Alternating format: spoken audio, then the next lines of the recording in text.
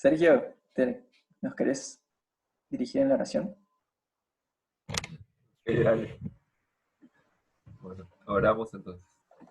Padre nuestro que estás en el cielo, Señor Dios Todopoderoso, te damos gracias por este momento que podemos vernos con nuestros hermanos.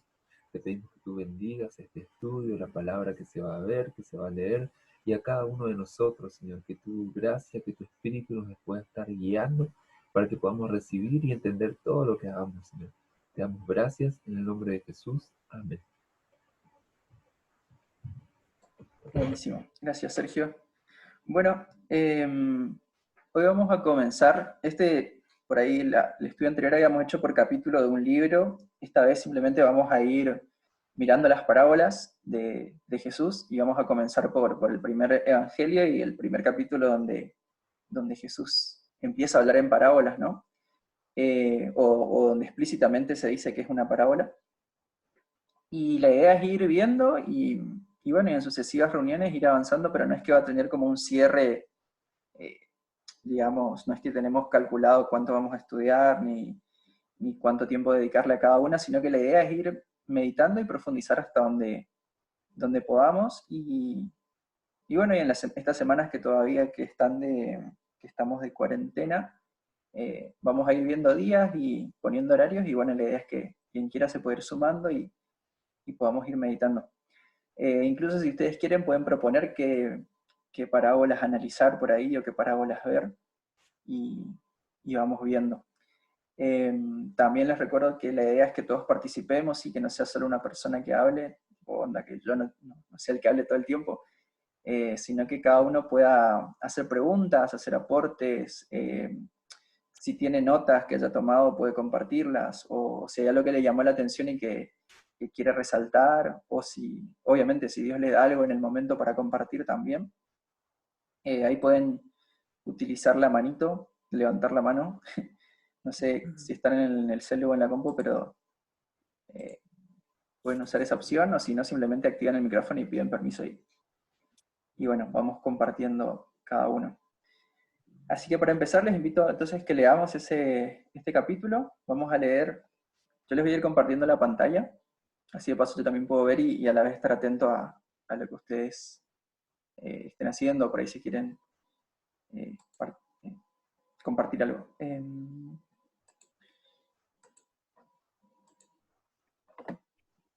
ahí?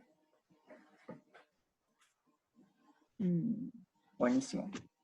Este programita, si no sé si todos lo conocen, pero es el Esbor, es un programa que tiene, está hecho, digamos, para estudiar la Biblia.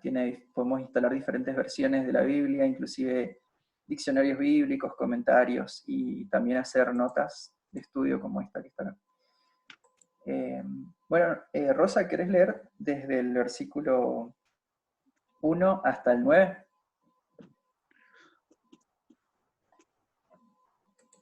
Ok, yo le doy la mía que se me hace más fácil.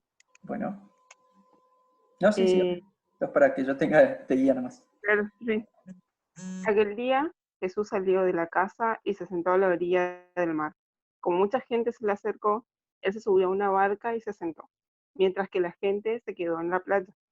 Entonces les habló por parábolas de muchas cosas. Les dijo, el sembrador salió a sembrar. Al sembrar, una parte de la semilla cayó junto al camino y vinieron las aves y se la comieron. Otra parte cayó entre las piedras, donde no había mucha tierra, y pronto brotó porque la tierra no era profunda. Pero en cuanto salió el sol, se quemó y se secó, porque no tenía raíz. Otra parte cayó entre espinos, pero los espinos crecieron y la ahogaron. Pero una parte cayó en buena tierra y rindió una cosecha de 100, 60 y hasta 30 semillas por una. El que tenga oído para oír, que oiga. Buenísimo. Gracias, Rosa. Bien, esta es la primera parábola que aparece en la Biblia y por ahí es una de las más conocidas. Eh, la famosa parábola del sembrador. Y es también una de las pocas parábolas que Jesús explica. ¿Sí? La mayoría de las parábolas Jesús no las explica, sino que simplemente las relata y van apareciendo en diferentes lugares en los evangelios. A propósito, digamos, o cuidadosamente puestas en ciertos lugares en la historia, en la narración de los evangelios. Les tengo una primera pregunta, y acá es la idea de que todos puedan aportar lo que sea que entiendan, lo que sea que se les venga a la cabeza, si por ahí nunca se hicieron esa pregunta, o si escucharon algo en relación a eso, o alguna vez lo reflexionaron. La pregunta sería, ¿por qué Jesús hablaba en parábolas, o hablaba tanto en parábolas a los judíos o a sus discípulos en ese tiempo, a las multitudes? ¿Por qué Jesús usaba estas historias o esta forma de transmitir un mensaje? Porque creen, o porque si saben, también lo pueden decir. Así que dejo el espacio para que comenten.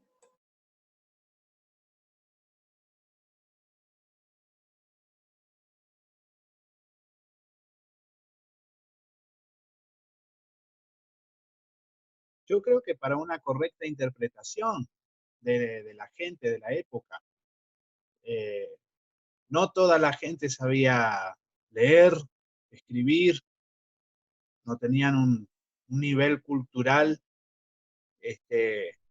como la que Jesús por allí sí tuvo, digamos, acceso, digamos, a la, o interés propio, ¿no es cierto?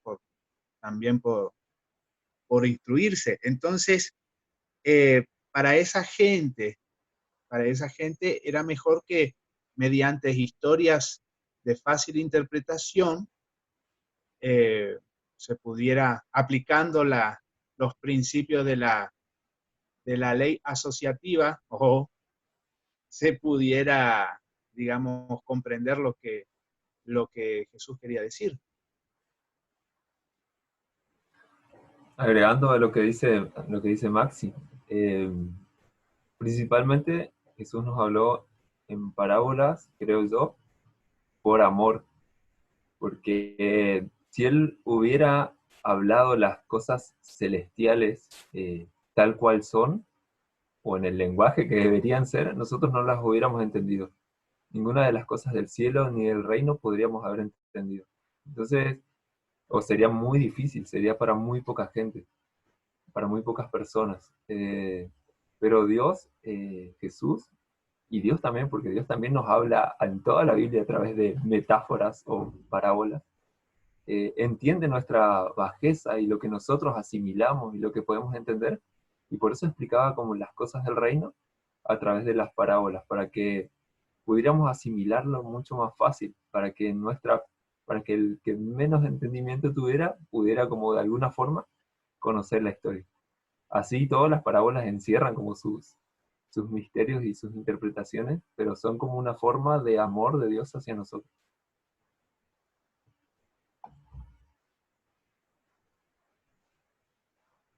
Si se fijan en ese mismo capítulo, pero en el versículo 11, dice, Jesús le dice a sus discípulos, porque a vosotros os es dado saber los misterios del reino, a vosotros, o sea, los discípulos, los misterios del reino de los cielos, mas a ellos, o sea, a la gente común, no los es dado. Para agregar un poco también. Ahí ahora vamos a llegar específicamente a ese versículo, pero está buena la acotación igual. ¿Alguien más?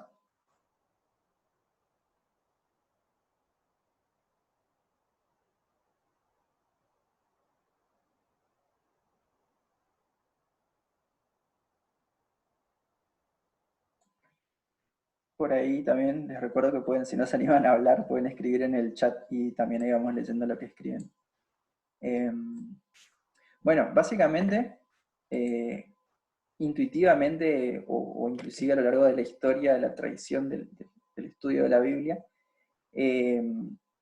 las parábolas se han visto como, por un lado, como lecciones morales o éticas, ¿no? Que tratan de enseñarnos una forma de vida o un cierto comportamiento o un cierto carácter, ¿no?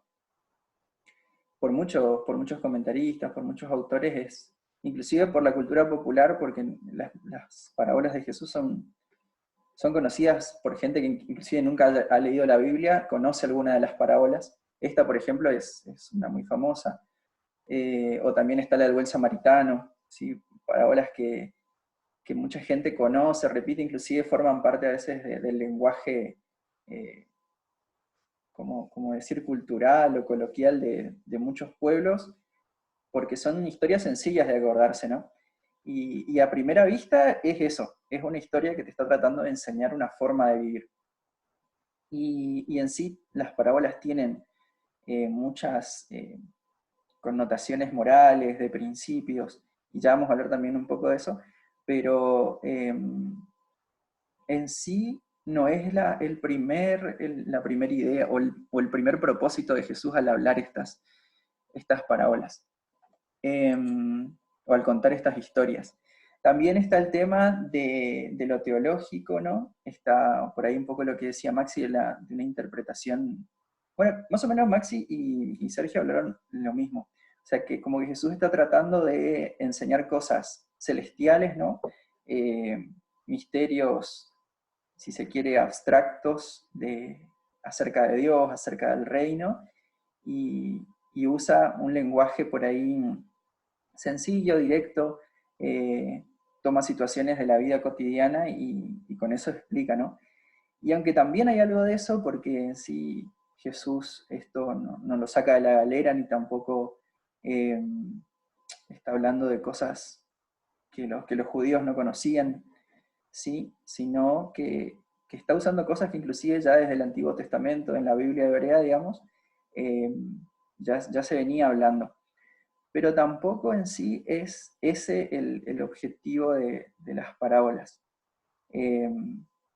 Y eso vamos a tratar de verlo en este capítulo que vamos a leer hoy, porque acá, si ustedes prestan atención, Jesús habla, esta parábola del sembrador es como una parábola sobre las parábolas. Y es re loco de cómo se presenta esta situación. A ver si alguien se acuerda, o si leyó, o si me imagino que habrán leído en algún momento, y si se acuerda, ¿en qué contexto aparece esta parábola? O sea, ¿qué estaba pasando antes? ¿Qué pasó en los capítulos anteriores de Mateo? De última, si quieren, pueden ir ojeando y mirando para ver qué estaba pasando en esos capítulos anteriores y por qué surge esta parábola. O dónde aparece esta parábola. Que eso es re importante para entender estas historias. Yo voy a ir moviendo acá los capítulos anteriores como para que vayamos viendo un repaso rápido, y si alguno quiere comentar algo, lo puede hacer. No sé, por ejemplo, desde el capítulo 9 en adelante.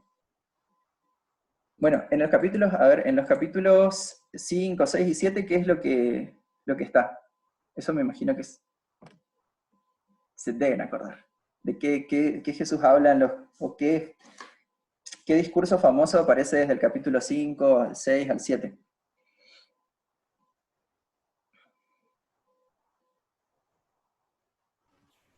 Las bienaventuranzas, Uh-huh. el 5, el sermón del monte. Sí, sí.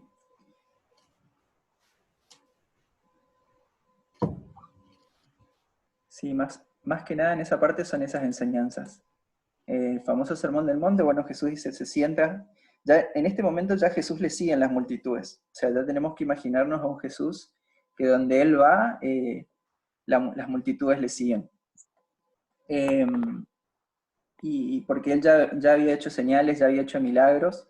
Entonces es como que hay todo un movimiento atrás de Jesús. O sea, imagínense como un movimiento social, ¿no? Hay una persona y un líder que empieza a hablar, que empieza a hacer cosas que llaman la atención de la gente, y la gente le empieza a seguir. Onda, la versión moderna sería un Instagram, en un YouTuber, una cosa así, digamos. Está generando algo en la gente y la gente le presta atención, le está siguiendo. Pero bueno, Jesús es mucho más que un simple orador y que dice cosas sorprendentes. Porque después de ese sermón, él empieza a hacer un montón de señales. En el capítulo 8, por ejemplo, está lo de que él sana a un leproso, sana al siervo del centurión, a la suegra de Pedro, y mucha gente le empieza a seguir por eso. También calma la tempestad, sí, hace cosas que solo Dios puede hacer. reprende a los demonios, o sea, se está enfrentando a las huestes espirituales y estas le obedecen y la gente se sorprende. En el capítulo 9 sana un paralítico, empieza a llamar gente, ¿no? Acá está el llamamiento de Mateo, o sea, sigue llamando en realidad gente, a discípulos. Y acá empiezan a aparecer, la gente empieza como a reaccionar. Fíjense, la pregunta sobre el ayuno. Está la historia de la hija de Jairo y la mujer que tocó el manto de Jesús, los ciegos que reciben la vista, el mudo que habla, y bueno, acá lo de la mies es mucha, es una parte de la enseñanza, pero básicamente Jesús estaba empezando a hacer todo un revuelo en Jerusalén, en Judea, en Samaria en ese tiempo. Y esto llama la atención de la gente. Ustedes piensen que, por ahí para ponernos en contexto, imaginemos por un momento que somos una persona de esa época viviendo en Judea, en Jerusalén, y en qué tiempo estamos viviendo. En lo político, bueno, tenemos una persona de Roma, una autoridad romana extranjero que está a cargo, digamos, de esta gran provincia que es Judea, y en Jerusalén, en la capital, está reinando un medio judío, digamos, al que no queremos mucho, del que no queremos saber nada, que es Herodes, que no nos agrada mucho, y estos romanos, y a través de los gobernadores que ellos ponen, nos cobran impuestos que son imposibles de pagar, y mucha gente, o gente que nosotros conocemos cercana, tuvo que vender sus tierras o venderse a sí mismo para poder pagar esos impuestos, esos tributos. Mateo era uno de los recolectores de impuestos. Y a la vez en lo religioso están los fariseos, están los saduceos, hay muchas sectas, están todos los días tenemos tiempos para orar, tiempos para ir al templo, tenemos horas donde tenemos que ir a adorar a Dios, los sábados es nuestro día de reposo y todos estamos en la sinagoga escuchando la ley, la palabra de Dios, y en nuestra mente, en lo social, están todos estos movimientos como revolucionarios, porque estamos oprimidos por un imperio, pero nosotros tenemos una promesa, somos el pueblo de Dios, somos los hijos de Abraham, somos el pueblo escogido de Dios, a través del cual Dios va a gobernar en algún momento las naciones, ¿no? Somos el reino de Dios, por así decirlo. Y entonces no podemos ser esclavos, porque se supone que nosotros somos mejores o mayores que las demás naciones. Y entonces hay muchos movimientos revolucionarios, o sea, ya hubieron muchos líderes que como Jesús por ahí, a la cual mucha gente siguió. Pero todos esos movimientos como que empezaban tipo como un fuego y se expandían por un momento y luego desaparecían. Y bueno, nosotros estamos con eso en nuestra cabeza y viviendo día a día como en ese escenario, ¿no? Como en ese contexto de mucho movimiento social, tipo hay gente que, tipo, casi como en la época de la dictadura de la Argentina. Uno escucha todo el tiempo rumores de gente que desaparece, que se va, que se junta con un grupo subversivo por allá, todo el tiempo está la amenaza de los romanos, viendo cómo hacemos, tipo, donde vamos por las calles, hay un soldado en cada esquina, cuidando cómo la gente se comporta, cómo vive, o un colector un cobrador de impuestos, y también cada tanto estos agitadores sociales que están tratando de traer, por así decirlo, cumplir las promesas de Dios del reino de Dios. Y entre todos ellos está este Jesús de Nazaret, un carpintero de Belén, que es un líder social, pero no es como los otros. Sí, él va y se junta con personas por ahí que nadie quiere juntarse, sí, con los pecadores, con las personas menos, como lo más bajo de la sociedad, si se quiere. Jesús está ahí, come con ellos, les enseña, comparte con ellos. No se entiende muy bien lo que él dice, porque él habla acerca del reino de Dios, habla acerca de las promesas de Dios, hace estas señales que llaman muchísimo la atención, pero a la vez es como que en ningún momento dice que es el Mesías o que es el rey prometido. Es como bastante confuso lo que hace. Entonces, en estos capítulos anteriores uno puede ir viendo eso, que él empieza como a enseñar, empieza su ministerio, ¿no? Hace todas esas señales y de repente en el capítulo 10, cuando elige los apóstoles y todo esto, él empieza a decir cosas como confusas, ¿no? que todas las personas tienen respuestas diferentes. Hay gente que le cree, hay gente que no le cree, hay gente que le sigue por los milagros y se sorprende de eso. Están los fariseos que le preguntan directamente si él es, y él le evade con con respuestas que son un poco confusas. O sea, la gente está empezando a reaccionar. Y acá en el capítulo 10, fíjense que dice Jesús causa de división, donde Jesús mismo dice que él no vino a traer paz, ni a traer como un tiempo de calma, lo que sea, sino que vino a traer guerra, vino a traer contienda, vino a traer espada, y uno dice, ¿qué onda? Después de todo el sermón del monte, después de todo lo que él dijo en las bienaventuranzas, sale con estas cosas, por ejemplo. Y empieza a decir cosas que a la primera vista parecieran contradictorias, ¿no? Como la famosa frase, el que haya su vida la perderá, y el que pierde su vida por causa de mí la hallará. En el capítulo 11 vienen los mensajeros de Juan el Bautista a preguntarle, ¿quién es Jesús? Si él es el que estábamos esperando. Hasta Juan el Bautista está como dudando de Jesús. ¿Por qué? Porque todos los judíos en esa época esperaban que el reino de Dios se manifestara como en la antigüedad. O sea, que viniera un paladín, un caudillo, un juez, como en la época de los jueces, que organizara a todas las tribus de Israel, a todo Judá, a todo el ejército, y se sublevara, creo que se dice. O sea, se levantara en contra del imperio este que los estaba oprimiendo, y les diera libertad, y comenzara el imperio, por así decirlo, de Israel. Ahora Jesús no es para nada como ellos están esperando. Y él está tratando de hacérselos entender. Y empieza a hablar todas estas cosas. En el capítulo 12 empezamos a ver más ese conflicto entre los fariseos, los saduceos y lo que hacía Jesús.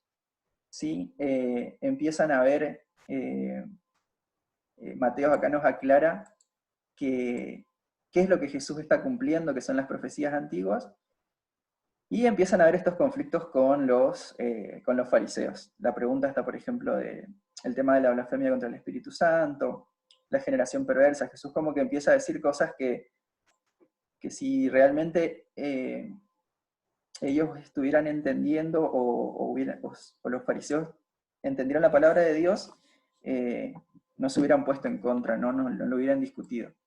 Entonces Jesús empieza a hablar de todo esto. E inclusive aparece esta famosa expresión donde Jesús, cuando sus hermanos y su madre le vienen a buscar, él dice, ¿quién es mi madre y quiénes son mis hermanos? Y hace una declaración como que su familia no es ni su madre biológica ni sus hermanos, sino esa gente que está con él.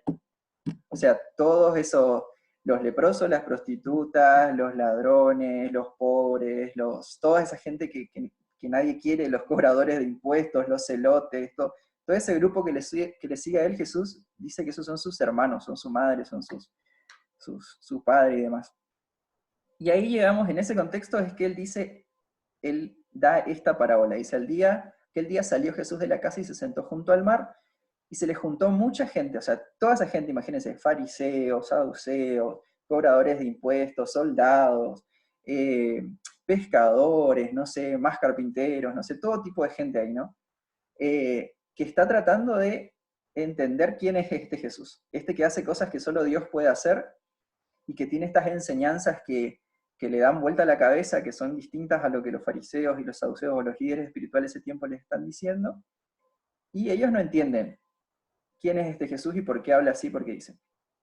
Y sale con esta parábola. Y dice, entre las cosas, le habló muchas cosas, y entre eso esta parábola, la de un sembrador que salió a sembrar. Si uno se pone a pensar en ese contexto, como yo les decía, nos ponemos en ese lugar, era muy común para la gente de esa época esta historia, porque la mayoría eran gente agricultora. Ellos plantaban tipo alrededor de las ciudades y todo eso, estaban todas las plantaciones, tenían las vides, tenían los trigales, tenían la parte de los árboles frutales, todo el tiempo estaban trabajando la tierra, estaban sembrando. Las fiestas de ellos tenían que ver con la siembra y con la cosecha. La fiesta de los primeros frutos, la fiesta de las primicias, la fiesta de Pentecostés, cuando ya se celebraba todo eso de haber recogido los frutos.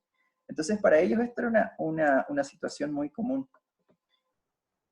Y ahora, si nosotros nos ponemos a pensar en eso, ¿qué es lo que Jesús les quiso decir con esta parábola? Les quiso transmitir como una cuestión teológica, una enseñanza teológica acerca de Dios o acerca del mundo, o les quiso enseñar una lección moral, o les quiso más bien explicar qué era lo que él estaba haciendo. ¿Qué les parece a ustedes?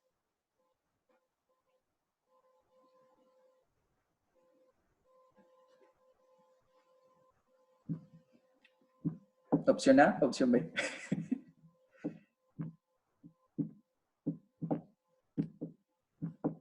Vero dijo la opción 3. No entendí mal. La última. Sí, la última. ¿Y quién opina? ¿Quién da más? Ah. Calculando por la forma en que lo dijiste la primera con respecto a la segunda. No, sí, la última. Bien. Sí, hay algo re interesante en esto que yo hasta hace un tiempo no me había dado cuenta con respecto a las parábolas, y era esto. Por eso a veces nos cuesta tanto entender, o parece tan raro lo que Jesús dice, o como que uno nunca sabe dónde cierra, tipo, ¿qué me quiso decir con todo esto? Si ustedes prestan atención a ese contexto, ¿no? Y a esa gente, y se ponen en el lugar de la gente de la que le está hablando, él les está como presentando la situación de lo que está aconteciendo. Él tiene un mensaje para hablar. La semilla, en muchas otras partes del Antiguo Testamento, es como y ahora vamos a ver cuando sigamos leyendo el capítulo donde saca por ahí esta idea Jesús, es la palabra de Dios. La palabra de Dios da fruto, entonces es como una semilla que se planta, que crece y que termina dando fruto. Y él presenta esta situación y dice, un sembrador salió a sembrar. El sembrador es Jesús mismo.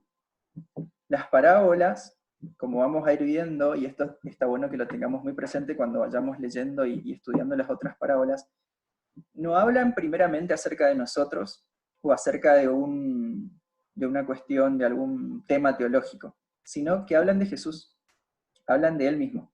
Entonces, Jesús es el sembrador, y él está sembrando un mensaje. Él vino desde el principio. ¿Cuál era el mensaje con el que él comienza su ministerio? A ver si se acuerdan. Que es re importante que en Mateo, lo primero que Jesús empieza a predicar después de que Juan el Bautista es encarcelado.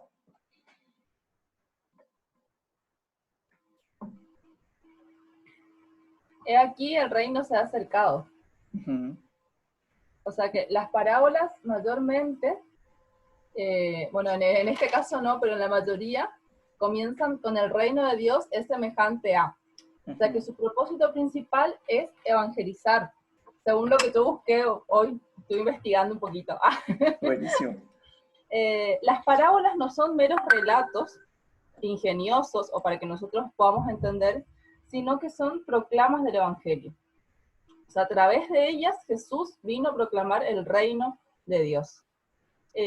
Siempre la historia que cuenta o que está diciendo invita a tomar una decisión. ¿Sí? En este caso, en que la buena semilla caiga en buena tierra y pueda germinar, ¿no? Bueno, y esas parábolas, o sea, la gran hazaña de Jesús era que se centraba todas sus parábolas en anunciar el reino de Dios. Genial. Exactamente eso. Él está haciendo todo el tiempo a través de las parábolas, ahora cuando leamos más adelante él mismo lo va a decir, ¿no? Está tratando de que, es como que por un lado él quiere que la gente que está dispuesta a entender, tipo, entienda, pero a la que no le interesa o a la que no, por así decirlo, no le conviene a Jesús que entienda, esta parábola tiene ese propósito, de que no entiendan. Es como que tiene dos sentidos. Hoy hablábamos, cuando Maxi y Sergio por ahí explicaban, sí es cierto de que estas parábolas ayudan a entender un montón de cosas que de otra manera no se podría aprender así nomás, pero a la vez tienen el propósito de oscurecer para algunas personas la verdad que te está queriendo transmitir. Fíjense que acá, en esta parábola, la semilla, depende en la tierra que caiga, da fruto o no. Está la tierra buena, está la tierra que está llena de espinos y de cardos, está la tierra que tiene piedras, ¿sí? Que está en pedregales, y está la que cayó en el camino, o sea, una tierra que está pisonada, que está dura, ¿sí? De tanto que la transitaron. Y entonces depende de en qué lugar caiga la semilla, es que va a dar fruto o no. ¿Qué pasaba con todas las reacciones de la gente que veníamos viendo? Es como un mensaje encriptado. Ajá, exacto. Fíjense que en los capítulos anteriores estábamos viendo... Una pregunta. Sí. No entendí el mensaje encriptado que dijo Maxi. Ah, un mensaje encriptado... Uy, a ver. Es como un mensaje secreto, si se quiere. O sea, es un lenguaje que solo la gente que conoce ese lenguaje va como a entender lo que está escrito. Como un mensaje oculto. Tipo, vos lees y parece que dice una cosa, pero en realidad hay otra cosa por detrás, digamos. Está como escondido, entre líneas, si se quiere. No sé si lo expliqué bien, pero eso es más o menos como la idea. O sea que sería algo parecido, o sea, que en vez sea en lenguaje natural, como un lenguaje profesional, ¿se podría así? Claro que está hecho como para que cierta gente lo entienda. Cierta gente que conoce eso lo va a entender, pero otra que por ahí no está... no aprendió ese lenguaje, no lo va a entender. Ah, Era ok. casi como, es casi como lo que usaban en otra época los espías, digamos, que había lenguajes que se escribían solamente con números, por ejemplo, y quien armaba el lenguaje sabía qué número correspondía a cada letra. Y eso se lo aprendían los espías y con eso se mandaban mensajes. Y por la gente había que no entendía eso, leía y era como una hoja con un montón de números. Pero el que sabía lo que significaban esos números interpretaba el mensaje. Esto es más o menos algo así. Las parábolas están hechas como para que un cierto grupo de gente las entienda y aprenda de ellas, pero para otros es como que si no quiere entender, si no quiere ver la verdad, por así decirlo, va a ser más complicado todavía que entienda. Tipo, le va a confundir inclusive. Bueno, fíjense, por ahí lo que yo quería recalcar, no había visto los mensajes, perdón, Esteban había preguntado si podía repetir la pregunta, y no sé qué pregunta era en este momento. Perdón, Esteban, si querés de última escribe no y me aclaro. Les decía, en los capítulos anteriores, Jesús estaba, bueno, el Sermón del Monte, comenzó su ministerio, empezó a anunciar el reino de Dios. En el Sermón del Monte él explica cómo es ese reino, o sea, cómo son los valores de ese reino, o las personas que viven en ese reino, y hace todas estas señales, y la gente empieza a reaccionar, ¿no? Hay gente que cree en Jesús, tipo empieza a verle como este Mesías, como este Señor, que son sus discípulos, por ejemplo. Hay gente que está como en el camino medio y dice, bueno, no sé quién es, tipo, es un profeta, es un maestro, es el Mesías, es el rey prometido, es Elías, no están seguros. Y después están también los fariseos o los saduceos, los líderes religiosos, que no lo ven con buenos ojos, porque de repente Jesús está enseñando cosas que a ellos les suena raro, no es lo que ellos acostumbran, la gente se admira de las enseñanzas de Jesús, pero está produciendo todo eso. O sea, ese mismo mensaje de Jesús, esa misma que su mensaje no era solamente sus palabras, sino la forma de vida de Jesús, la forma en que él se comportaba, ¿no? Está causando diferentes tipos de reacciones en la gente. Hay gente que le sigue, hay gente que le deja de seguir, hay gente que le quiere perseguir.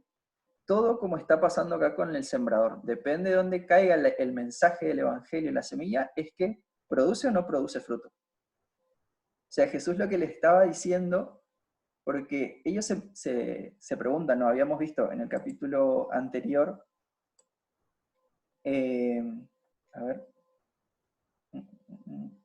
por ejemplo, dice la generación perversa que demanda señal, Jesús le da una respuesta que les confunde. El tema de los mensajeros de Juan el Bautista, o sea, la gente ya se estaba haciendo preguntas acerca de quién era Jesús. Entonces Jesús acá les presenta esta parábola como para explicarles. Y Iván dice, es muy interesante porque en Juan capítulo 17 los discípulos le dicen a Jesús que al fin habla con claridad, pero porque antes no lo entendían. Bueno, ahí está un ejemplo. Ni entre sus propios discípulos había por ahí ese entendimiento de lo que él estaba diciendo. Y ahora, no sé si a ustedes les genera eso, pero yo cuando leía las parábolas y llegaba, por ejemplo, a esta parábola, yo me preguntaba por qué Jesús no explicó las otras parábolas, o por qué directamente no les hablaba con total honestidad, o no sé si honestidad, sino como de forma directa. ¿Por qué no les decía las cosas de forma directa y por qué les hablaba en parábolas? Siempre me llamó la atención eso, porque sería como mucho más fácil, ¿no? O sea, Él es el rey, el Dios que creó todo el universo, nos conoce profundamente. Si hay alguien que puede hablarnos directamente y hacernos entender, es Dios, ¿no? Sin muchas vueltas de rosca. Pero Jesús elige esta forma de hablar.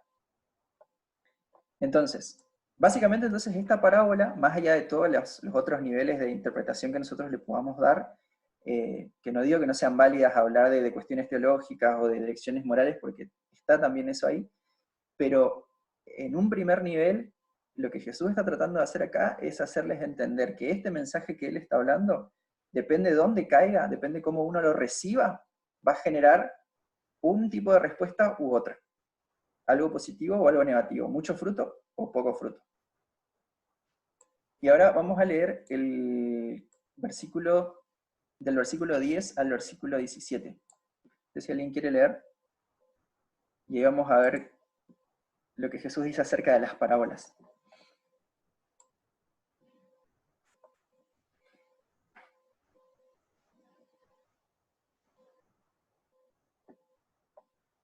Quien quiera nada más puede leer.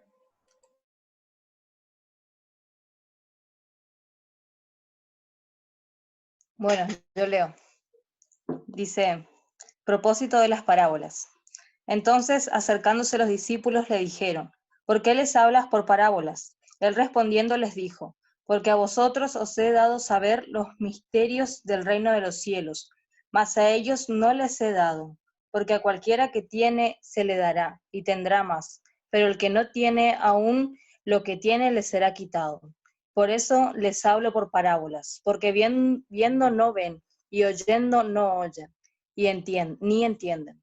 De manera que se cumple en ellos la profecía de Isaías que dice, de oído oiréis y no entenderéis, y viendo veréis y no percibiréis, porque el corazón de este pueblo se ha engrosado, y con los oídos oyen pesadamente, y han cerrado sus ojos, para que no vean con los ojos y oigan con los oídos, y con el corazón entiendan, y se conviertan, y yo los sane.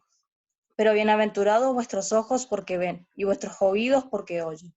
Porque de cierto os digo, que muchos profetas y juntos desearon ver lo que veis, y no lo vieron, y oír lo que oís, y no lo oyeron. Genial.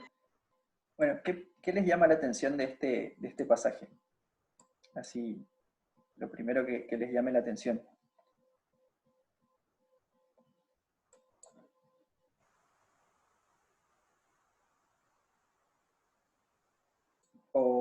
¿O qué es lo que entienden cuando leen este pasaje? Que Jesús, la explicación de Jesús a la pregunta de los discípulos. A mí en particular,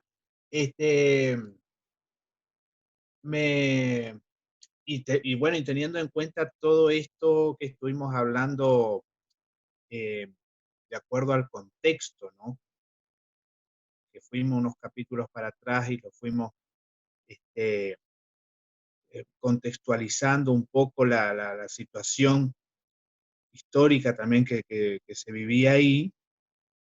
Y bueno, que Jesús no podía decir abiertamente, ¿no es cierto?, las cosas que tenían que ver con el cielo, los misterios que tenían que ver con las cosas del cielo, ¿no es cierto?, que venían de su Padre. Entonces, como dice el versículo 11, ¿no es cierto?, a los discípulos sí, a ellos les es dado saber, ellos realmente pudieron entender la perspectiva de Jesús, ¿no?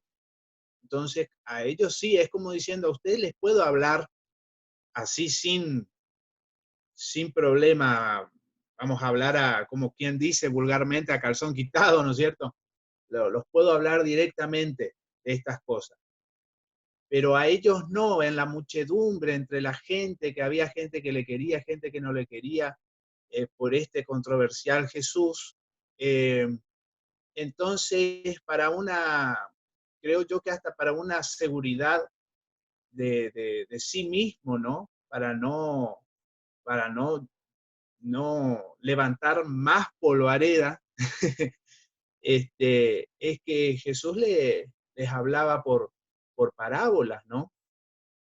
Y los que realmente eran los que querían entender, iban a entender. Y los otros que eran, digamos, de oído pesado, vamos a decir, ¿no? Porque cuando habla de oír, después, de oído oiréis y no entenderéis, y viendo veréis y no percibiréis, o sea, como que está hablando de como una atención especial, de prestar atención. Una cosa es prestar atención y otra cosa es hacer como una lectura por arriba o escuchar por arriba o entender, ¿viste? A la primera oída, entender lo que te parece. Entonces, yo digo que también es un modo de que Jesús está como separando un poco la cizaña del trigo, ¿no? Y que le sigan los verdaderos.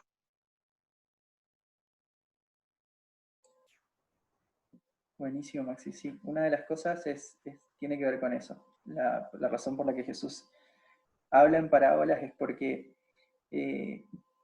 volviendo al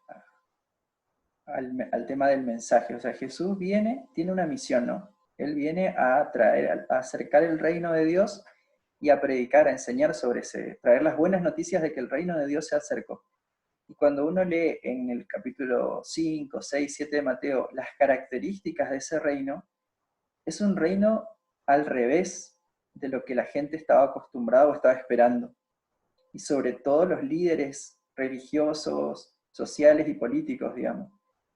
Jesús les muestra un reino que es totalmente distinto a lo que ellos esperaban o estaban acostumbrados. O sea, un reino donde los últimos son los primeros, donde los que dan su vida son los que ganan su vida, de los que dan la otra mejilla, o sea, todo un tipo de enseñanzas que es todo al revés, o sea, o el tema de los pacificadores, o sea, Jesús, ese mensaje en sí es un mensaje peligroso de llevar en esa época, porque si él tuviera que decir abiertamente que él era el rey de los judíos, y tenés a un Herodes que con escuchar, o sea, no es el mismo Herodes, ¿no? el que está vivo en el momento de Jesús que el que estaba cuando Jesús nació, pero aquel primer Herodes que estuvo cuando Jesús nació, él escuchó un rumor en el pueblo de que el rey de los judíos había nacido por boca de los que decían estos magos, venían y decían, ¿dónde está el rey de los judíos que ha nacido? Solamente esa frase, ese rumor, ese decir de unos magos que vinieron del extranjero, hizo que Herodes matara un montón de niños por miedo a perder su trono. Imagínense, Jesús viene diciendo, arrepentidos porque el reino de los cielos se ha acercado, o el reino de Dios se ha acercado. Salir a decir eso abiertamente es un mensaje peligroso en ese momento. Entonces, cuando Jesús elige hablar por parábolas, él está también pensando en eso, como que él necesita ganar un poco más de tiempo. O sea, inevitablemente su hora va a llegar, pero no tiene que llegar antes. Entonces él no hace nada para que pueda acelerar esa hora. Fíjense que hay muchas enseñanzas donde Jesús dice, por ejemplo, no deis lo santo a los perros, ni las perlas a los cerdos, no sean cosas que se vuelvan y os despedacen. Él también está hablando de eso, como no hablen de ciertas cosas con gente que no está dispuesta a escuchar, que se va es como cuando uno le dice, hay gente que está a veces y creo que a veces a nosotros también nos ha pasado, de estar tan empecinado en mi manera de ver, en lo que yo creo, en lo que yo pienso, en mi estructura, que viene alguien y me dice algo que me empieza a desmoronar esa estructura, y yo en vez de reconocer o aceptar eso que me estás diciendo, no, me pongo más duro, más testarudo en mi posición, y empiezo a buscar formas de derribar los argumentos de la otra persona, aunque eso muchas veces implique denigrar a la otra persona, tratarle mal, insultarle, con tal de que no diga lo que está diciendo, porque no me conviene, porque no me sirve, porque amenaza lo que yo pienso o lo que yo estoy viviendo o el estatus que tengo. En este caso es lo mismo. Entonces fíjense que él dice acá, pero hay un grupo al que sí les es dado saber y entender. ¿Y cómo Jesús describe a ese grupo? En ese versículo, en el versículo 12.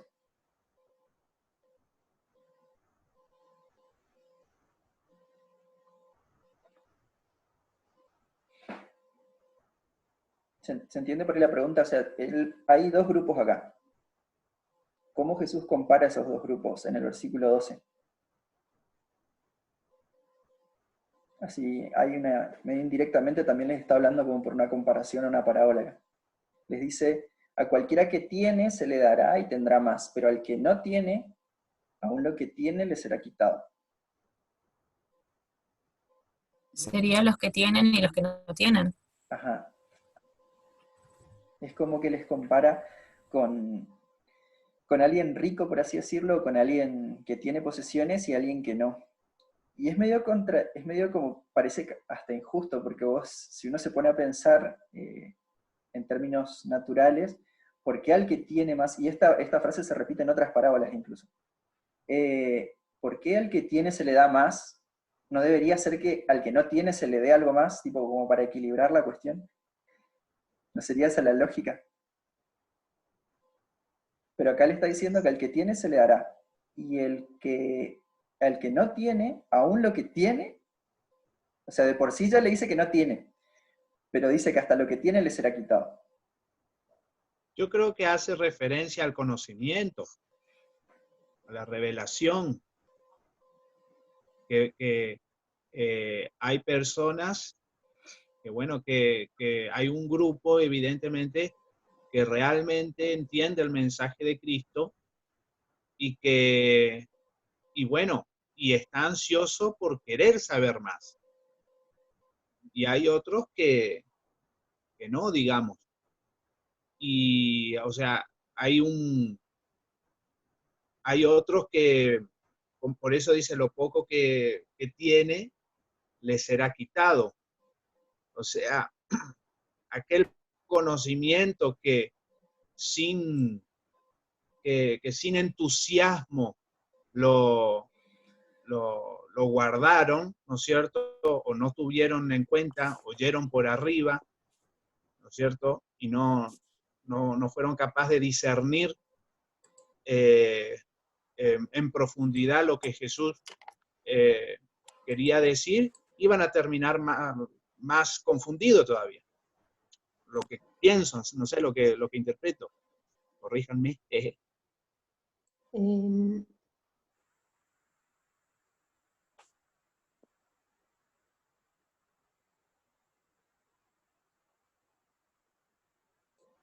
Andy, ¿vas a hablar? Está sacando medio mal internet.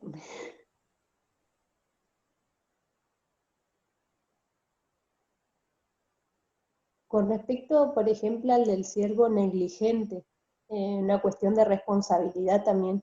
¿Puede ser? ¿Se escucha bien?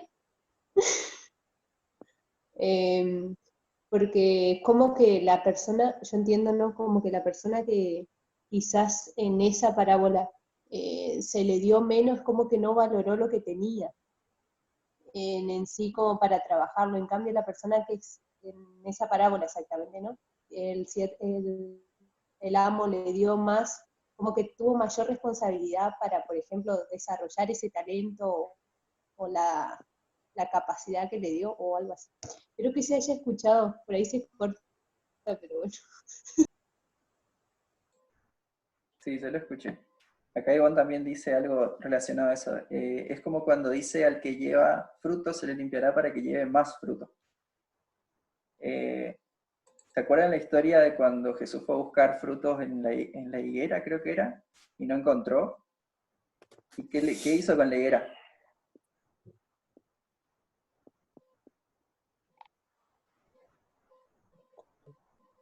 ¿Qué hizo con esa higuera que fue a buscar fruto y no encontró fruto en ella? La maldijo. Exacto. O sea, es como que esto es mucho más que una simple frase metida acá en esta explicación. Está relacionando con todo el mensaje en sí del Evangelio. Este mensaje que Jesús trae viene a quien tenga oídos para escucharlo, quien tenga ojos para verlo, se les revela a esas personas. Pero a quien no quiere, no se le revela, simplemente se le oscurece más. O sea, la parábola cumple hace el efecto contrario. Y eso es re interesante, digamos, porque nos da todo un panorama de que cuando leemos una parábola, no simplemente busquemos cuestiones teológicas o enseñanzas, no sé, por ejemplo, a veces nosotros leemos la parábola por ejemplo, esta que mencionaron hace un rato, que es que mencionó Andrea, perdón, la de los talentos, por ejemplo, que hay ciertas sentencias o advertencias al final de esas parábolas donde a quien no hizo lo bueno, no hizo bien las cosas, se le echa las tinieblas de afuera, y allí será el lloro y el crujir de dientes. Muchas veces nosotros leemos esa parábola y decimos, bueno, esto habla de la salvación. Tipo, ¿cómo yo tengo que actuar para ser salvo? Tipo, ¿cuál va a ser si vivo como los que hicieron bien las cosas? Tipo, ¿tengo salvación o tengo recompensa? Y si hago mal las cosas, también tengo mi recompensa y pierdo esa salvación. Pero si uno analiza en el contexto, y viéndolo como estábamos viendo esta parábola, Jesús no estaba hablando de la salvación, no está hablando de un tema teológico en específico, sino que está explicando lo que Él está haciendo, lo que Dios está haciendo, y cómo ese mensaje va a llegar a la gente, o cómo la gente responde a ese mensaje. Eso es lo que tenemos que, en la medida que vayamos estudiando las parábolas, que tenemos que tener en cuenta. Bueno, en el 13 dice, por eso les hablo por parábolas, porque viendo no ven y oyendo no oyen. Fíjese que él dice, por eso les hablo. Es como que hay un grupo a los que no les es dado a entender. ¿Por qué creen ustedes que Jesús da esta sentencia y dice no les es dado? ¿Por qué tan tajante? Y está relacionado a esto que se cita acá. Que Jesús mismo cita, dice, de manera que se cumple en ellos la profecía de Isaías. ¿Alguno por ahí vio o sabe en qué contexto Isaías da esta profecía? ¿Cómo estaba Israel en el tiempo que Isaías da esta profecía?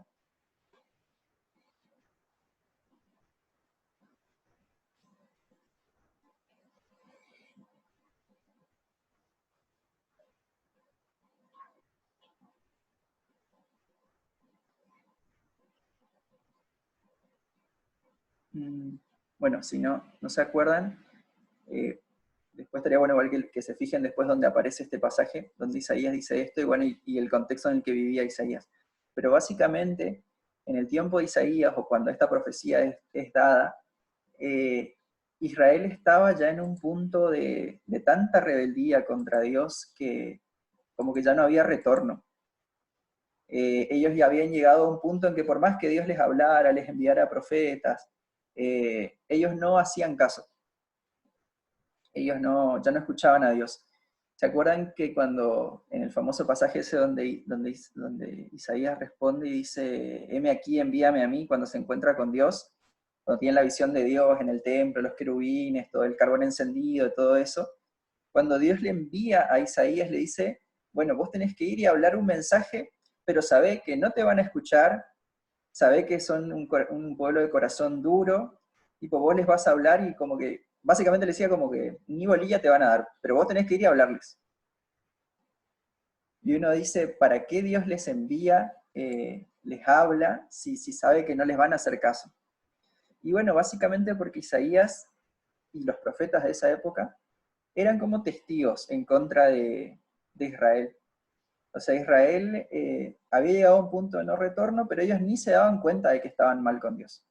Ellos, mientras adoraban a Dios en el templo y le ofrecían sacrificios a Jehová, ellos a la vez tenían sus altares en sus hogares, en sus lugares altos bajo los árboles, donde adoraban a otros dioses. Así estaba en esa época el pueblo de Dios. Y ellos mataban a los profetas de Dios y en cambio se hacían más profetas para sus dioses. A ese punto habían llegado. Entonces lo que Dios hace es enviarles como un testigo que testifique contra ellos, que les diga lo que ellos estaban viendo y en qué iba a terminar. O sea, Dios sabía que lo que ellos estaban haciendo les iba a llevar finalmente a la cautividad. O sea, se iba a cumplir lo que Moisés ya les había dicho, lo que Josué les había dicho si ellos desobedecían. Pero ellos no se daban cuenta. Es como que ellos estaban bien con Dios y bien con el diablo, por así decirlo, porque ellos tenían sus dioses, pero también servían a Dios, entre comillas. Y así vivían y así estaban. Y lo que generaban los profetas en ese tiempo es lo mismo que Jesús va a empezar a generar cuando Él llegue ya más al final de los evangelios, es que cada vez más los que están en contra de Él más lo persigan, más quieran matarlo. Lo mismo pasó con los profetas de ese tiempo. Entonces Jesús acá lo que Él está haciendo, lo que Él está diciendo, se está comparando, es que Él, con estas parábolas, es como parte de esos profetas, parte de ese linaje o esa línea de profetas que hablaban en contra de Israel. Y es también como la situación que pasó con Moisés y Faraón. Vieron que hay un pasaje o varios, donde Dios dice, yo voy a endurecer el corazón de Faraón. Un pasaje bastante complicado o difícil de entender, porque pareciera como que Dios está detrás de la maldad de Faraón, así, a primera vista, ¿no? Pero cuando uno lee atentamente, quien endurece su corazón es Faraón. O sea, al principio dice la historia que Faraón endurecía su corazón. Todo el tiempo Dios le hablaba y Faraón endurecía su corazón. Y después llega un momento en que Dios ya como que a propósito le dice cosas a Faraón que él no quiere escuchar y con eso, de cierta manera, endurece más todavía el corazón de Faraón. ¿Pero por qué? Porque a través de ese endurecimiento de Faraón, Dios iba a obrar la liberación final de Israel. O sea, Dios terminó usando ese endurecimiento de Faraón a su favor. Y por eso Él dice que Él iba a endurecer el corazón de Faraón. O sea, Él iba a usar esa testarudez, por así decirlo, de Faraón para sus propios propósitos, porque Faraón ya estaba decidido a no dejar ir a Israel. De la misma manera, los israelitas en el tiempo de Jesús y sus líderes más que nada, la gran mayoría de los judíos, habían llegado nuevamente a un punto de no retorno. O sea, ellos estaban frente a frente con el Mesías prometido y no lo querían reconocer, porque ese Mesías que había llegado no era el que ellos esperaban, o no cumplía las expectativas que ellos querían, de su propio reino, de su propio imperio. Y esto se va a ver más claramente a medida que uno vaya leyendo los evangelios, de que Jesús inclusive llora por Jerusalén, por Israel, por esa dureza de corazón de Israel. ¿Por qué? Porque Jesús ya estaba viendo, porque Jesús, al ser Dios, ¿no? Aparte de ser un ser humano en ese momento, pero al ser Dios, Él ya estaba viendo lo que iba a pasar con Israel. Cómo iban a venir, iban a destruir la ciudad, iban a matar a los niños, iban a matar a las mujeres, iban a llevar cautivo un montón de gente, iban a destruir el templo. O sea, se iba a volver a repetir la historia. Jesús ya lo estaba viendo y Él había venido para tratar de evitar esa situación. Pero ellos tienen un corazón tan endurecido que entonces Jesús, ¿qué va a hacer? Lo mismo que sucedió con Faraón y con Moisés. Para Él va a aprovechar o va a usar este endurecimiento de su propio pueblo para la liberación de aquellos que sí tienen oídos para oír, ojos para ver. ¿Por qué? Porque ellos con este endurecimiento van a terminar asesinando a Jesús. Pero esa muerte es, aunque parece como que lo vencieron y lo derrotaron, es el sacrificio de Jesús. Es su entrega por el pecado de esos mismos que le están persiguiendo, por esos mismos que lo están matando. Entonces fíjense que Él lo que está haciendo con esto, y esto es re importante para las parábolas que vienen, es que tiene este doble propósito las parábolas. Para quien quiere realmente vivir de acuerdo al reino de Dios, quien ama a Dios, quien sigue a Dios, estas parábolas, con el tiempo, a medida que vayan meditando en lo que Jesús les dice, van a lograr entender el mensaje. La verdad de Dios les va a ser revelada. Por eso dice, porque a vosotros es dado saber los misterios del reino de los cielos. Yo acá había guardado lo que significa misterio, que en griego ahí está, si quieren pueden leer todo eso, pero básicamente significa verdad revelada. Para nosotros un misterio es como algo que no se entiende muy bien, que está como oculto, así que es medio difícil de entender, misterioso, no sé. Como que no se puede conocer.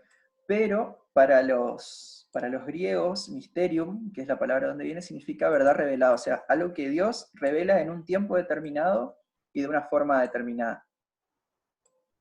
Entonces, Jesús lo que está hablando acá es de que estas parábolas tienen el mensaje, tienen la verdad que Él vino a traer.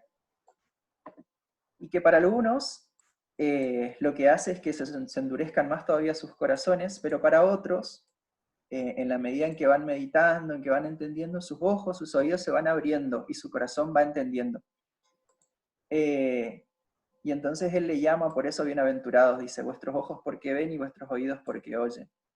Y ahora fíjense, Ivonne mencionaba que el pasaje donde dice que en un momento los discípulos dicen, ahora entendemos.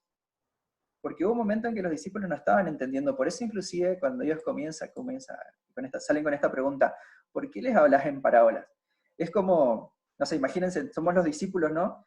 Y nosotros ya estamos entendiendo que Jesús es el Mesías, que Jesús es el Rey, que Él vino a traer el reino de Dios, y tiene toda esta multitud, tipo, no sé, tiene la oportunidad de su vida, tiene a casi todo el pueblo ahí escuchándole, prestándole atención. Ahí Él puede salir y decir, sí, yo soy el Rey, yo soy el Mesías, yo vengo a traer el reino de Dios, yo soy el quien ustedes esperan. Pero Jesús, en vez de hacer eso, les habla con esta parábola y todos quedan así como, ¿qué onda? ¿Qué me quiso decir? ¿Qué está queriendo decir con esto? ¿Por qué me habla de un sembrador, de una semilla? ¿Por qué no me dice lo que vino a hacer? Tipo, es como que los discípulos están confundidos, porque se supone que estamos yendo para ese lado. Él ya le había elegido a ellos 12, les había dado poder, autoridad, ellos estaban como esperando la orden de mando y tipo salimos a conquistar el mundo. Pero Jesús sale con estas cosas, con estas historias. Es como que es confuso para ellos. Pero con el tiempo ellos fueron entendiendo. Bueno, acá está la explicación. Esa, si quieren la leemos después, pero es básicamente lo que nosotros venimos hablando. Pero quiero hacerles como que nos imaginemos por un momento otra vez, que somos esas personas, ¿no?, que viven ahí en Jerusalén, somos agricultores, trabajamos todos los días, pagamos impuestos.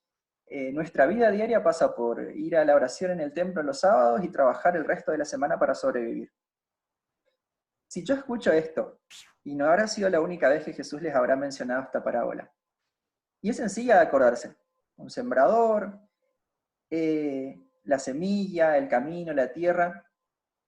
Ustedes imagínense estar trabajando un día a la semana, sembrando en el campo, y de repente se acuerdan de lo que Jesús les dice. Se acuerdan, tipo, están tirando la semilla, están sembrando, y ustedes se acuerdan que Jesús dice, bueno, que el reino de los cielos se parece a esta situación, ¿no? A lo que yo hago todos los días. O la mujer que está amasando el pan y pone la levadura en el pan, de repente se acuerda que Jesús dijo, el reino de los cielos se parece a la medida, ¿sí?, de la levadura que se pone y se esconde en la harina. Y estaban pensando en eso. Y de repente empiezan a entender, el reino de Dios no es como nos dicen los fariseos, no es como nos dicen nuestros líderes o estos agitadores sociales, sino que es más como esto. Tipo, ¿nunca les pasó a ustedes estar por ahí? No sé, yo estos días, la cuarentena, cociné mucho, hice mucho pan. Y cuando estaba a veces amasando, me acordaba de esto, me acordaba de la parábola de la levadura que se pone en el pan y cómo crece. Y de repente se te vienen a la cabeza todas esas historias que uno lee de los profetas, del Antiguo Testamento, que todos los sábados uno está escuchando, ¿no? Seguimos como metidos en ese contexto. Y te acordás de que ya en el Antiguo Testamento se hablaba de esto, de que la palabra de Dios dice que Dios enviaría su palabra y su palabra no volvería a lo vacía, sino que iría y haría todo lo que Él le dijo y volvería como no vacía, sino llena, como dando frutos. Y empezás a relacionar con todas estas cosas.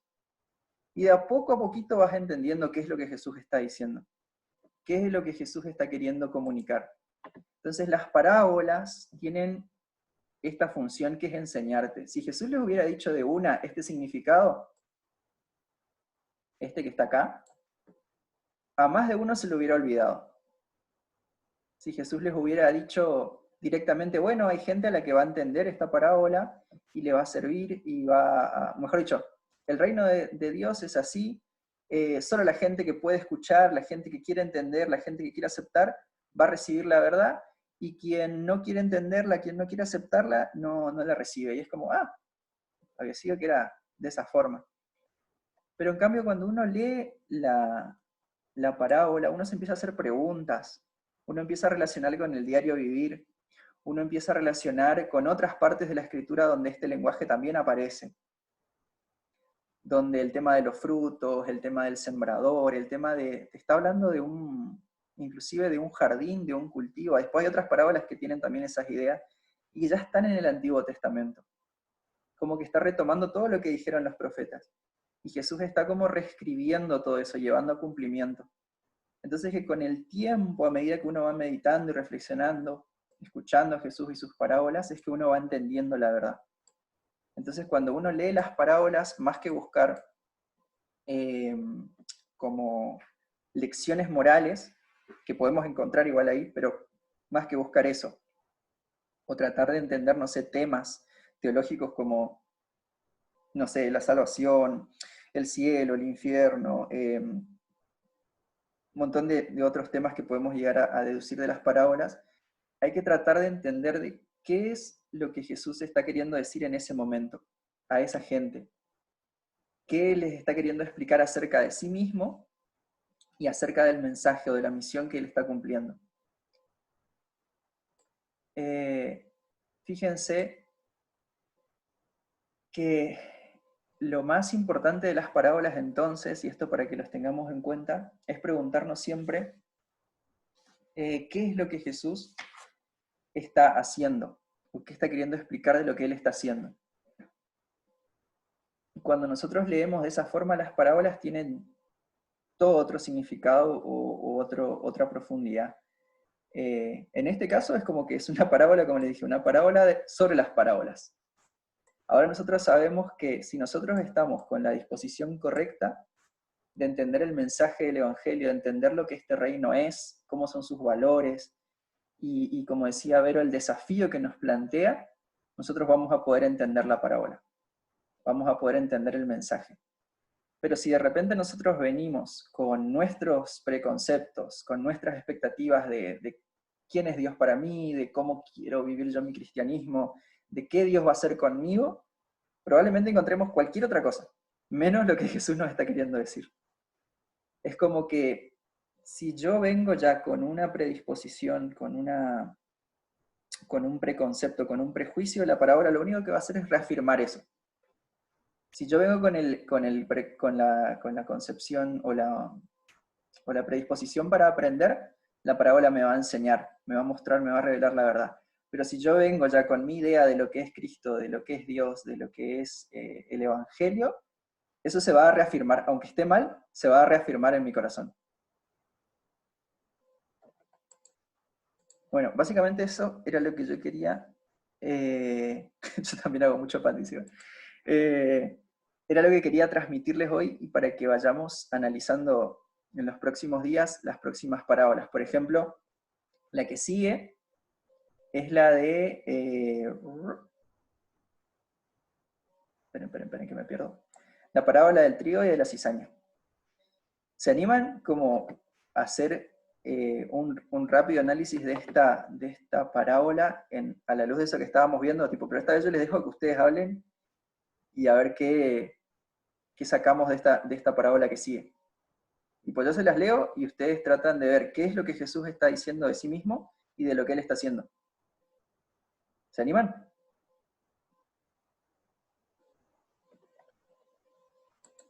¿Se animan? ¿Se animan? Estoy mirando todas las caras, por eso estoy tardando. Bueno, yo les leo y respondamos a esa pregunta. ¿Qué está diciendo Jesús acerca de sí mismo? ¿Eh? ¿Qué dijiste, Ale? No te escuché. Más vale, pibe, pasar la pelota nomás. Acá estamos. Bueno, les leo la palabra y la idea es responder eso. ¿Qué Jesús está diciendo de sí mismo y acerca del reino? Dice el versículo 24. Les refirió otra parábola diciendo: El reino de los cielos es semejante a un hombre que sembró buena semilla en su campo.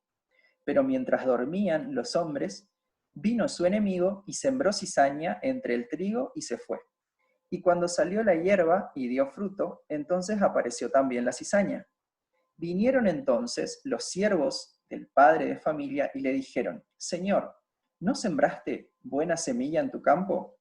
¿De dónde pues tienes cizaña? Él les dijo: Un enemigo ha hecho esto. Y los siervos le dijeron: ¿Quieres pues que vayamos y la arranquemos? Él les dijo: No, no sea que al arrancar la cizaña arranquéis también con ella el trigo. Dejad crecer juntamente lo uno y lo otro hasta la siega. Y al tiempo de la siega yo diré a los segadores: Recoged primero la cizaña y atadla en manojos para quemarla, pero recoged el trigo en mi granero. Bien, ¿qué está diciendo Jesús acerca de lo que él está haciendo en ese momento y acerca del mensaje del reino de Dios? También, pero danos un tiempito, una hora y media. No, obvio, hay tiempo. Estoy tomando notas. Pero piensen en eso, en el contexto. ¿Qué estaba pasando? Esto está inmediatamente después de la parábola del sembrador. O sea, tiene que ver también con eso. Están las mismas figuras incluso.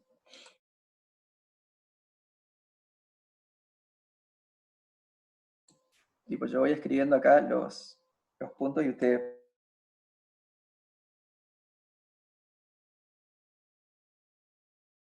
Bueno, así rápidamente, bueno, Jesús representa nuevamente el sembrador, ¿no es cierto?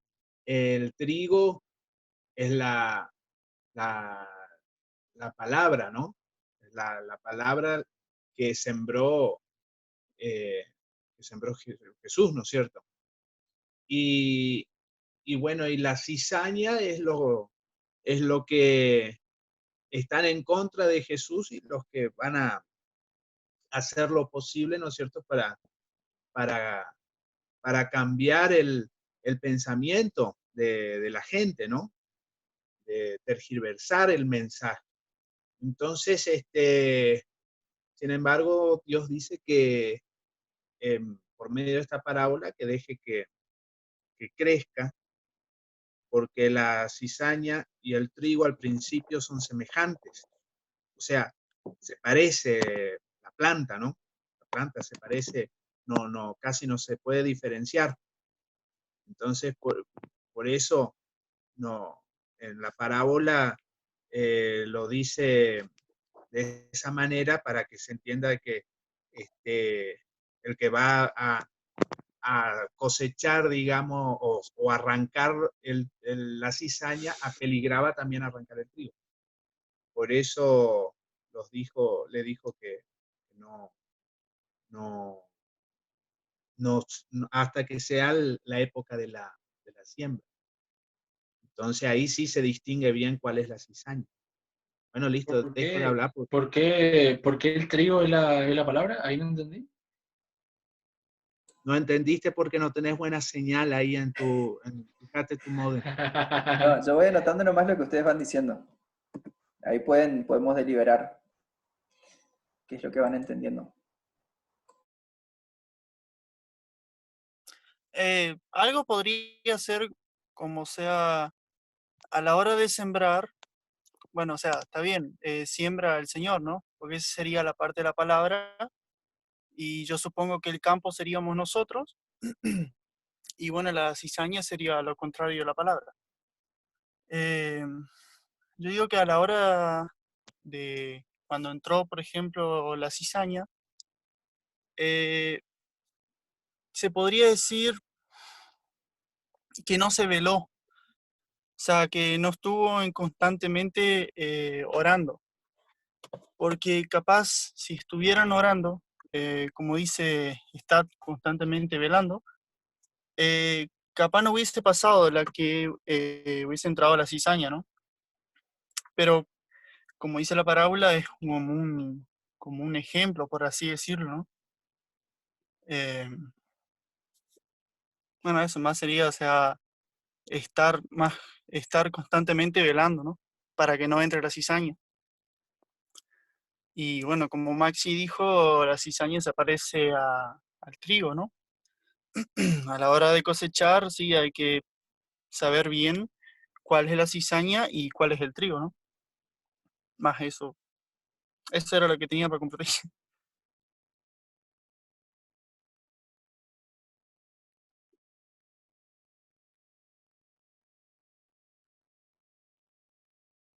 Bien, bien. ¿Qué más? Fíjense que yo fui listando tipo los elementos lo que aparecen en la parábola. El sembrador, el trigo, el campo, la buena semilla. Ahí hay que ver a qué hace referencia cada una de esas cosas, ¿no? A las personas, al mensaje, a Jesús. Ivonne dice, este sería un caso de buena tierra porque da fruto, pero eso no evitó que crezca entre frutos malos, no sé cómo explicar. Y eso se sabe únicamente al final porque el fruto es diferente, la planta es idéntica. Ujú. Sí, sí, sí. Ejemplo, si yo les pregunto, fíjense que en la línea de la primera parábola, ¿el trigo es la palabra o son personas?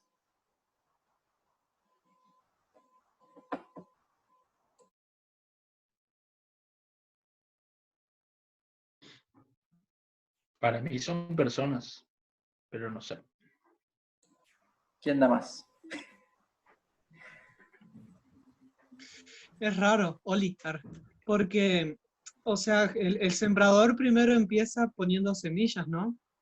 Y en ese contexto podés interpretar que la semilla es la palabra, pero después esa semilla se torna en el trigo y de ahí te queda. Entonces, ¿el trigo termina siendo la palabra o es una persona? ¿Es la semilla que floreció en el corazón de la persona? Es un poco confuso y por eso yo estoy evitando hablar mucho porque, Se o sea, podría la decir, manera mal... se No, podría hable, decir hable. que el trigo es el fruto de la palabra. Claro, Por, yo lo veo así. por lo tanto, es Se lo que convierte, define a las personas. claro. Porque si Pero te yo, pones a pensar en la higuera que da fruto también. Claro, yo entiendo así como dijo Lucas, por ejemplo, la semilla es la palabra y esa semilla germinó, o sea, la persona pudo discernir el mensaje, lo hizo propio, lo entendió, entonces ese es el resultado, germinó la semilla y ahí brotó el trigo. Ahora hay personas que vienen con otra intención, con otro mensaje, con otra ideología, con otra intención. No sé si ya dije la palabra intención. Sin embargo, y bueno, y eso representa la cizaña, ese mensaje opuesto al mensaje, a la semilla de este sembrador. Yo veo también en este aspecto que Jesús es o sea, se está haciendo, es una manera de hacerse propaganda también, porque fíjate vos, Jesús es el sembrador, ¿no es cierto? Se muestra como el sembrador. Y la semilla es la palabra, pero ¿de qué se trata la palabra? Se trata del mismo, de lo que Él va a hacer. Entonces, Él es el sembrador y Él es al mismo tiempo la semilla. Y aquel que le acepta el mensaje que Él da, entonces ese es el que va a dar como resultado el trigo. Y cuidarse de la cizaña, o sea, la cizaña, bueno, crece junto ahí con esa gente malvada ahí, esos vecinos, ay, Dios mío, esos vecinos.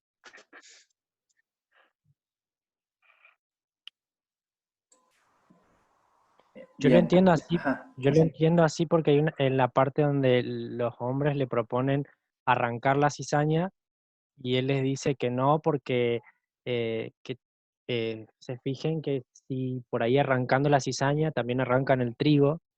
Yo lo relaciono como que hay que tener cuidado cuando intentamos como corregir con la palabra porque haciendo una cosa podemos terminar hiriendo o haciendo otra. O sea, así lo interpreto. Para mí una interpretación rápida es que Dios va a hacer el juicio en su tiempo recién. O sea, va a separar lo bueno de lo malo cuando llegue el tiempo de la siega.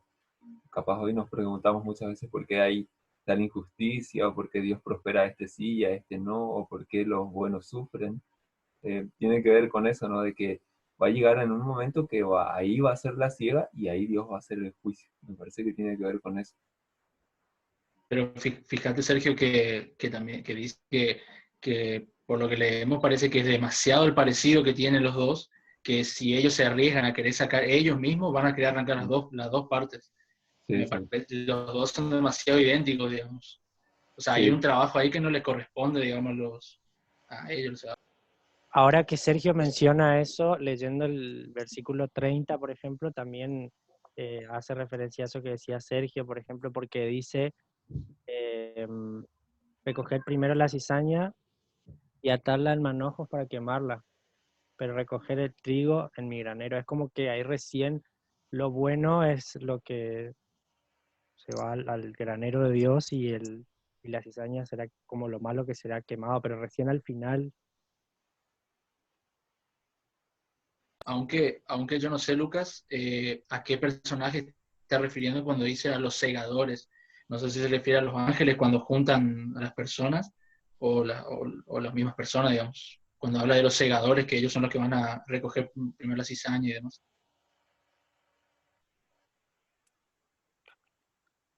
Lo mismo pasa cuando dice, entonces vinieron los siervos del padre de familia y le dijeron, Señor, no sembraste buena semilla.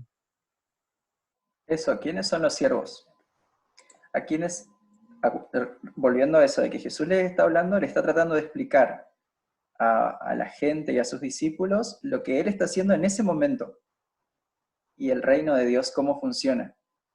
¿Quiénes serían los siervos? ¿A quiénes está haciendo? De toda esa gente que estaba ahí con Jesús, ¿quiénes creen ustedes que son los siervos? ¿O a quién Jesús quiere hacer referencia?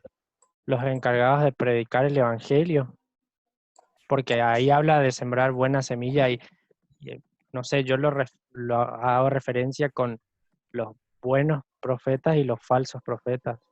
Los falsos profetas serían los que sembrarían la mala semilla, y los buenos profetas los que siembren.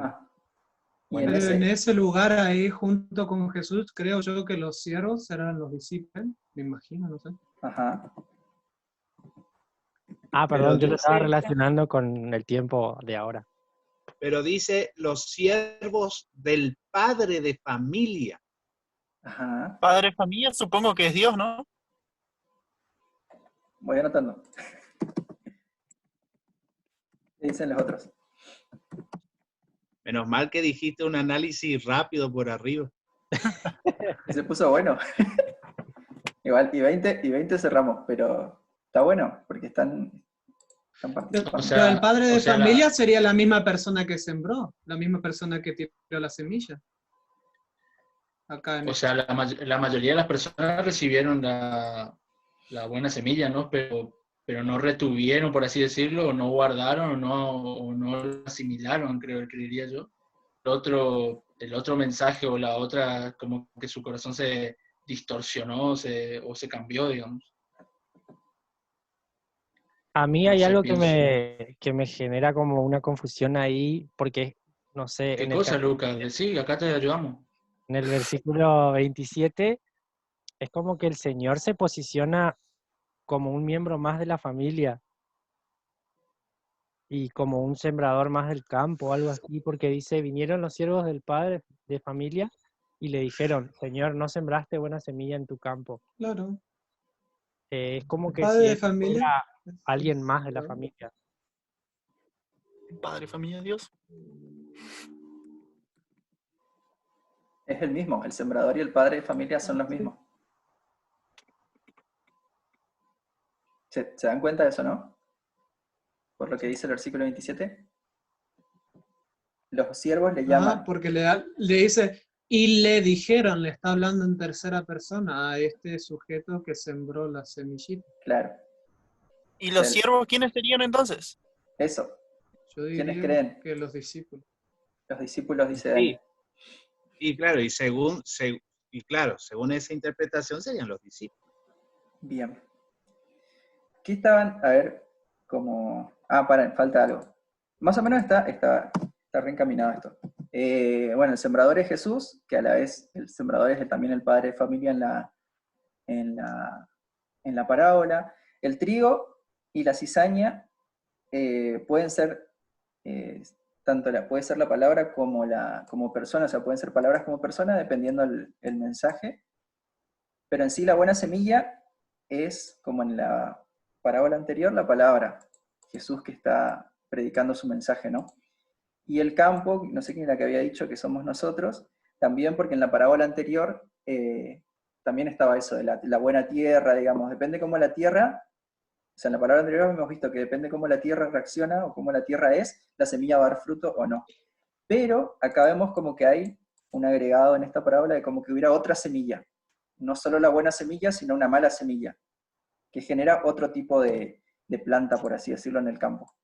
Y ahí era lo que uno había dicho, no recuerdo quién, que depende de lo que genera en mí la palabra, yo puedo terminar siendo una cizaña o puedo ser una plantita de trigo. ¿Quién es el enemigo?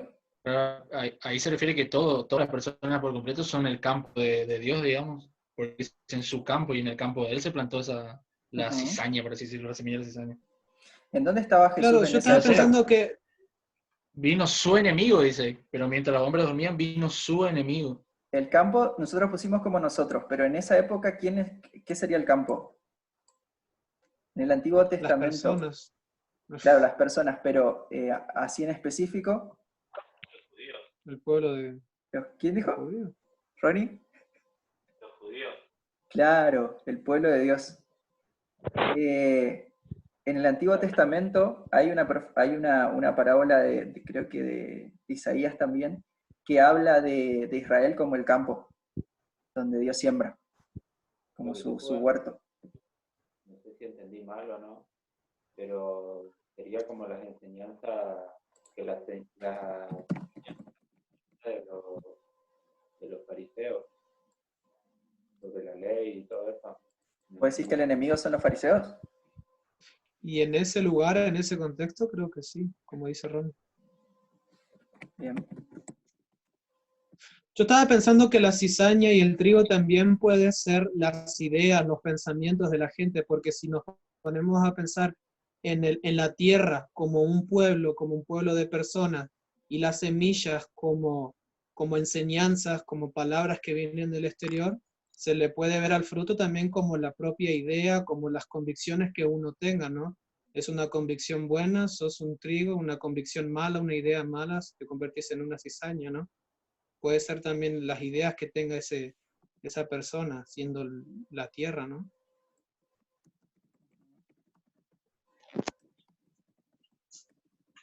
Las acciones. ¿Dónde está? Me olvidé de poner lo de los segadores que habían dicho. Segadores igual ángeles. Bueno. Y el tiempo de la siega era el juicio. Bueno, está para seguir meditándolo. Pero básicamente creo que entendieron la idea. ¿Y los segadores quiénes serían? Ahí está el tema. Y bueno, Ale dijo que eran los ángeles. La parábola no aclara eso. Pero... Yo coincido. Ajá, Yo no dije que eran los ángeles. dijo que Yo no dije que estaba... eran los ángeles. Dije que Yo no estaba tiré como seguro. una idea. Está bien, no estaba seguro. Ok. Yo Exactamente. coincido con que son los ángeles. Bien. Y sí, porque ¿quién es Alexander para que creamos lo que él dice? ¿Qué? Terminó mi... Ahí Ronnie iba a decir algo. Lucas, sé trigo, Lucas, sé trigo. Ronnie iba a decir algo. Terminó de cerrar lo que quería decir o por qué lo dije. Dale. Porque o sea, después más adelante en la iglesia el apóstol dice que de la gracia han caído los que por la ley se justifican.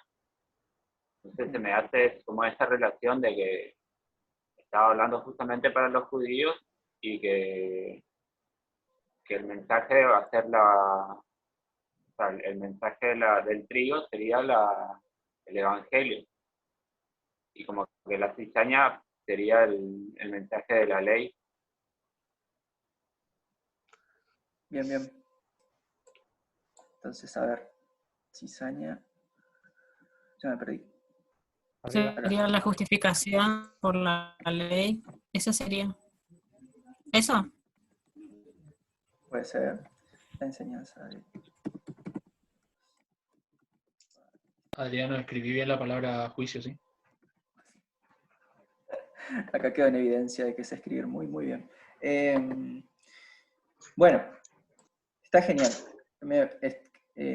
Obviamente yo no sé exactamente todo lo que significa la parábola, pero así en una primera interpretación de esta forma que veníamos viendo. O sea, si Jesús le está hablando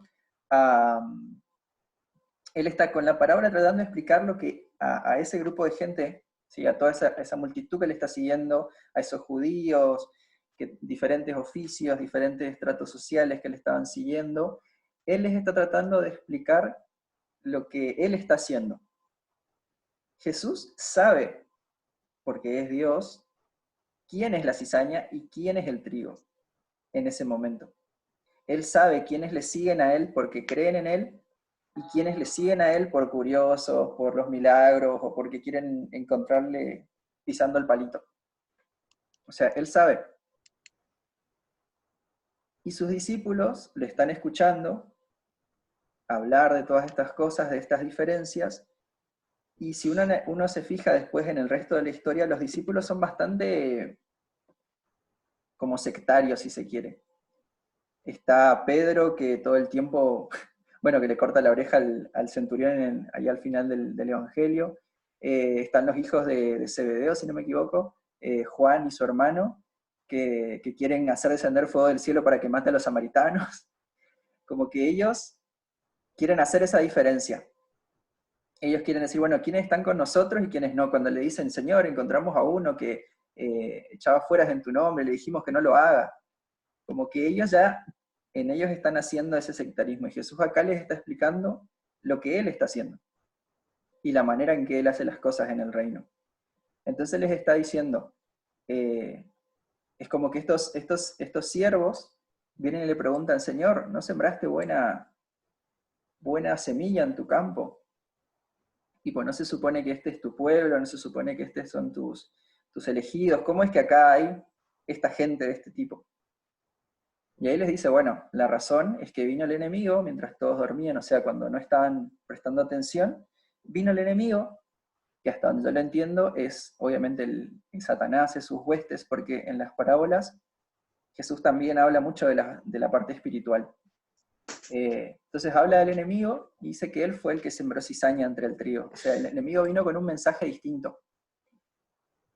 Y eso dio fruto en algunas personas en los cuales la buena semilla no dio fruto. Y básicamente lo que él está diciendo, pero ya hecho esto, tipo, yo no voy a hacer la diferencia, ni ustedes tampoco, en este momento, sino que esperen a que todo madure, a que cada uno se manifieste como es, y recién en el día del juicio, los segadores, que yo sí también interpreto que son los ángeles, porque en relación a otras parábolas o cómo describen por ahí los apóstoles el día del juicio, ellos son los que se encargan de separar unos de otros. Y entonces el trigo y la cizaña vendrían a ser personas de ese momento. Y en ese momento había gente que le seguía a Jesús porque le creía, y había gente que le seguía a Jesús, pero con otras intenciones.